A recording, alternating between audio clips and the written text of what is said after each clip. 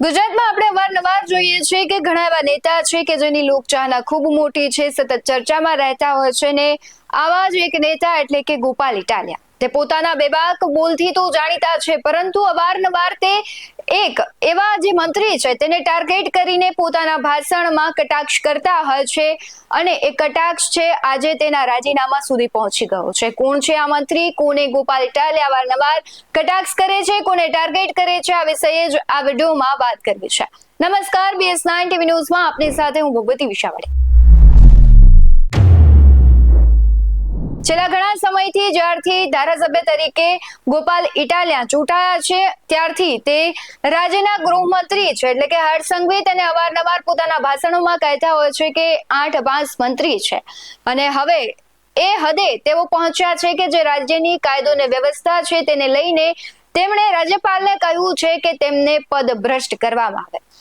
આખો જે મામલો છે તે શું છે તેના વિશે જ આજે આ વિડીયોમાં વાત કરવી છે. તેમણે રાજ્યપાલને પત્ર લખ્યો છે. તે પત્ર વિશે હું તમને વાત કરું તો તેમણે માનનીય રાજ્યપાલ તેમને પત્ર લખી અને કહ્યું છે કે ગુજરાતના ગૃહ વિભાગની સંપૂર્ણ નિષ્ફળતા અંગે તેમજ નિષ્ફળ ગૃહમંત્રીને પદ ભ્રષ્ટ કરવા બાબતે માનનીય સાહેબ શ્રી જય કિસાન સાથે જણાવવાનું કે ગુજરાતમાં છેલ્લા 1 વર્ષમાં કાયદો અને વ્યવસ્થાની સ્થિતિ અત્યંત ચિંતાજનક કથળી ગઈ છે. ત્યારે તેમણે જે પ્રાપ્ત તેમને અહેવાલો થયા છે તેની વાત કરી છે કે માત્ર 1 વર્ષમાં 9000થી વધુ આત્મહત્યાના કેસ નોંધાયા છે.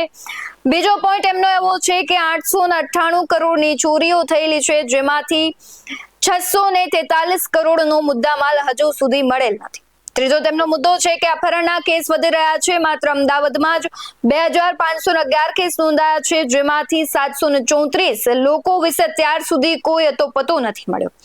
આ આંકડાઓ સાબિત કરે છે કે રાજ્યનું ગૃહ મંત્રાલય કાયદો અને વ્યવસ્થા જાળવવામાં તદ્દન નિષ્ફળ ગયું છે.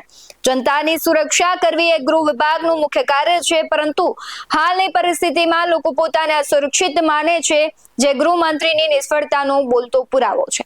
આટલી સ્પષ્ટ નિષ્ફળતા છતાં જો ગૃહમંત્રી પોતાનું પદ છોડતા ન હોય તો રાજ્યપાલ શ્રી તરીકે આપને વિનંતી છે કે આવા નિષ્ફળ ગૃહમંત્રીને તાત્કાલિક પદ ભ્રષ્ટ કરવામાં આવે અને ગુજરાતની જનતાને સુરક્ષા આપવા માટે યોગ્ય અને જવાબદાર વ્યક્તિના મહત્વનું મંત્રાલય સોંપવામાં આવે અને ગુજરાતના નાગરિકોના હિતમાં તાત્કાલિક પગલાં લેવામાં આવે તેવી વિનંતી. આ શબ્દો હતા ગોપાલ ઇટાલિયાના. તેમણે પત્ર લખીને રાજ્યપાલને વિનંતી કરી છે કે રાજ્યમાં કાયદો અને જે વ્યવસ્થાની સ્થિતિ છે તે કથળતી દેખાય છે.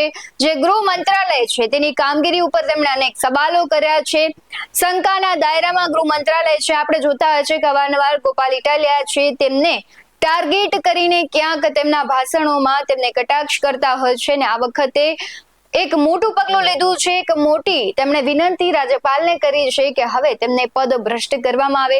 તમને શું લાગી રહ્યું છે? ગોપાલ ઇટાલિયાએ જે રાજ્યપાલને પત્ર લખ્યો છે તેમાં કેટલું તથ્ય છે? તેમણે લખવો જોઈએ કે નહીં?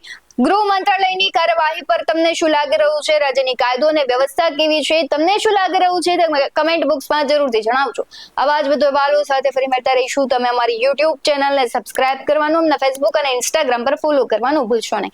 બાકી અમને અપડેટ્સ મેળવવા માટે જોતા રહો BS9 TV ન્યૂઝ. નમસ્કાર.